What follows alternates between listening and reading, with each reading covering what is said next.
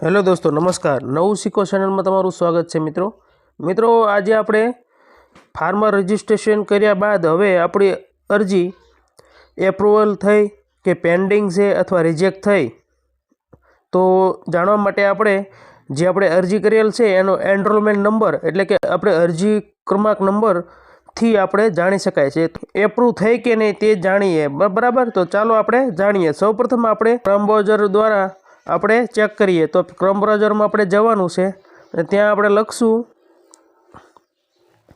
Farmer register Gujarat બરાબર। આ રીતે લખવાનું છે અને ફાર્મર રજિસ્ટર વેબસાઇટમાં જવાનું છે।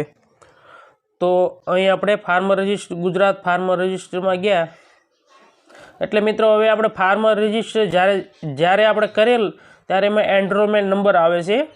ये एनरोलमेंट नंबर द्वारा આપણે चेक करवानुं होय छे आपणी अरजी हाल पेन्डिंग है कि एप्रूवल थई छे। तो एनरोलमेंट नंबर आपणे प्रिंट काढी होय तो एनरोलमेंट एमांथी लखी लेवानुं अथवा आपणा मोबाइलमां टेक्स्ट मेसेज आपणे आवेलो होय छे ए टेक्स्ट मेसेजमांथी एनरोलमेंट नंबर लई अने आपणे चेक करवानुं छे। उपर जो अहींया चेक एनरोलमेंट स्टेटस लख्યું जो ऊपर वच्चेनी जग्याए अहींया तो त्यां आपणे क्लिक करवानुं छे अने अहींया जुओ एनरोलमेंट आईडी अने अहींया आपणे आधार कार्ड नंबर बराबर।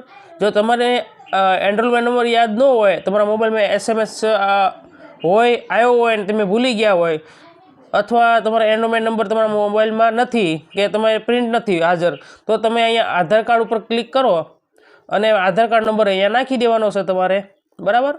એટલે અહીંયા ચેક ઉપર ક્લિક કરશું એટલે આવી જાય। આપણે એનરોલમેન્ટ નંબર આપણી પાસે છે તો આપણે એનરોલમેન્ટ નંબર ઉપર ક્લિક કરશું અને અહીંયા આપણે એનરોલમેન્ટ નંબર પેસ્ટ કરી દેવાનો છે બરાબર।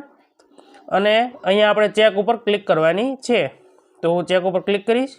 જુઓ મિત્રો તો આપણી ફાર્મર રજિસ્ટ્રેશનની અરજી અહીંયા જુઓ એપ્રુવલ સ્ટેટસ બતાવે છે, पेन्डिंग बताओ पीला अक्षरे जो अँ एनरोलमेंट डेट एप्रूवल रिमार्क और रिजेक्ट रीजन आ बधुं अँ तमने जोवा मळशे मित्रों।